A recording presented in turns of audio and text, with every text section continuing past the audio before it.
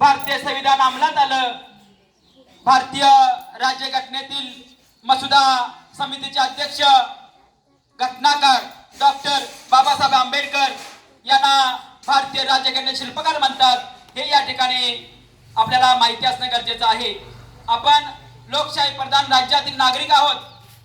लोकांसाठी लोकांच्याकडून चालवलेलं राज्य म्हणजे लोकशाही आणि या भारताच्या लोकशाही प्रधान देशातील आपण सर्वजण आहोत। या संविधानाने आपल्याला स्वातंत्र्य, समता, बंधुता दिलेली आहे। खऱ्या अर्थानं आपण कर्तव्य पार पाडत असताना मूल्यवर्धन ही काळाची गरज आहे। जेव्हा शाळेच्या अंगणामध्ये तुम्ही उभे असताना समोर इथं लिहिलेलं आहे, मूल्यवर्धनाने शाळा शिकूया, सर्वांसोबत पुढे जाऊया, एकत्र शिकू, एकत्र लढू, एकत्र शिकू, एकत्र वाढू, अशा पद्धतीने सुविचार या शाळेमध्ये आपण लिहिलेले आहेत। माझी गोगवे शाळा मूल्यवर्धित शाळा निर्माण करण्याचा प्रयत्न या ठिकाणी सुरू आहे।